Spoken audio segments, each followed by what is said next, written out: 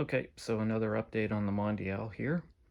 As you can see, the steering wheel is back on, so the turn signal switch assembly is now working properly, and that's all good. I also took this opportunity, seeing as the weather is still not that great outside. I'm just going through, there's a lot of little things that I was experiencing problems with, and I figured I'd take this time to work on it. And one of the things was the clock. I was under the impression it wasn't working, but it was. All it is, I thought it was an LED type of display, but it's not. It's a backlit LCD display. And all it was just the little backlight was burnt out. It's a little miniature 3-watt bulb. And I replaced it. It was a bit of a chore to get to because that panel is held on with 4 nuts that you have to access from behind. In order to do that, you got to go through the trap door on the side of the console there by the footwell, and it also helps to take the radio out of the way. And you got to reach in behind there and remove those tiny little nuts. It was not easy, but I got to it and replaced the bulb, and now it's working, so there we go.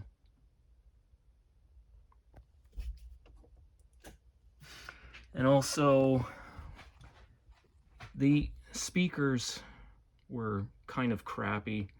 They were very tinny and scratchy and stuff like that, and basically the cones had disintegrated. They were the original speakers in the door.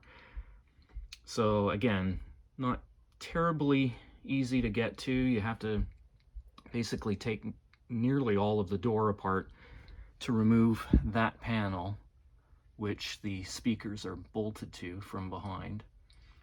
I've got a set of Kenwood 6.5-inch speakers in there. They're 2-way, rated at 300 watts. They put out a really good quality sound. I'll just get the radio on here.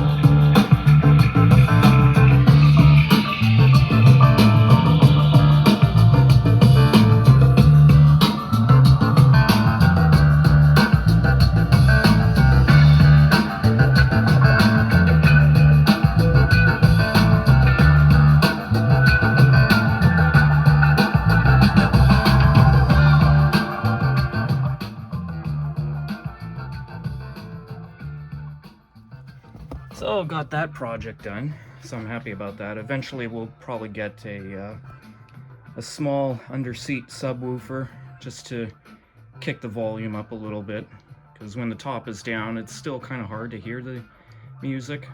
So, but that's not a priority thing at this time. Probably do that later. Anyways, I'm quite happy with the speakers the way they are.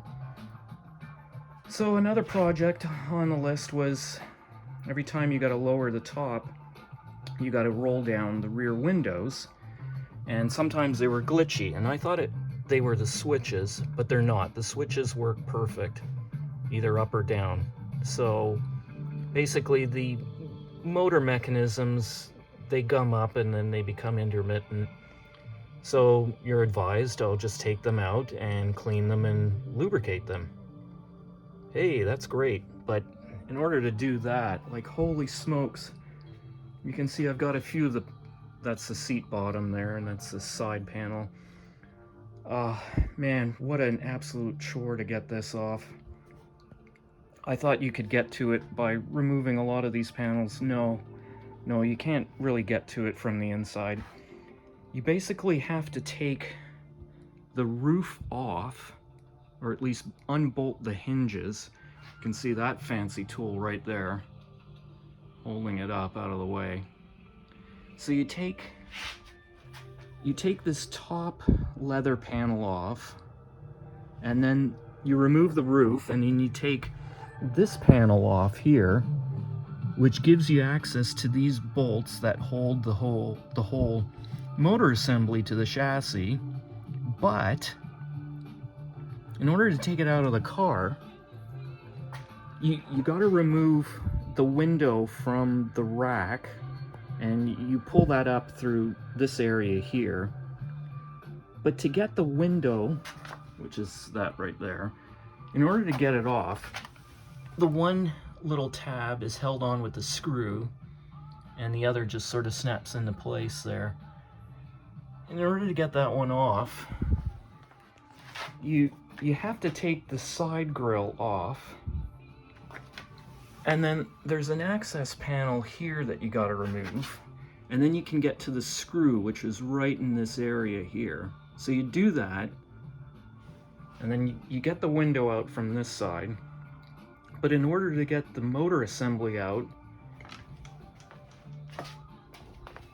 you take the wheel off, and then the fender liner, and then you gotta unbolt the vacuum tank, this vacuum reservoir, which is used to operate the air conditioning controls and all that. You take this off, and then there's a panel that goes over here, right?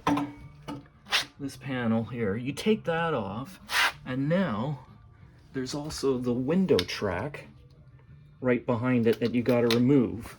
And voila, you have access to pulling out the window motor mechanism through this area here. And this is what it is. And so the window bolts to this, or hooks up to this rack, and that goes up and down this rail. And it does it, that's the motor right there. And there's basically a threaded cable that runs in this conduit. And so the threaded cable matches up to basically an internal thread of this motor. It's a hollow shaft, and as it spins, it basically threads this cable in to this like carrier tube. So it cycles, it feeds it in through this tube, and that's how it makes this rack go up and down. The rack, it slides on this groove, and there's like plastic guides there.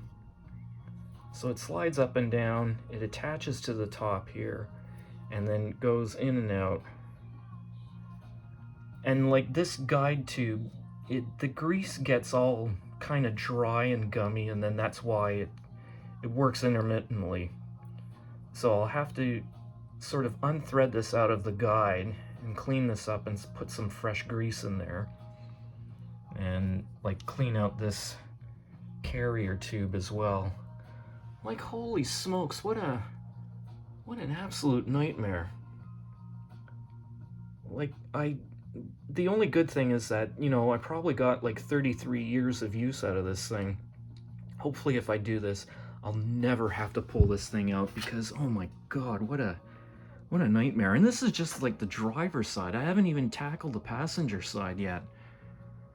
Holy smokes. Anyways, it's a good thing it's, you know, the beginning of February. There's no shows going on. The weather's still lousy, but I have the time to do this. Like, wow. And then hopefully when I get this done, there's a small leak in the cooling system that I'll have to fix.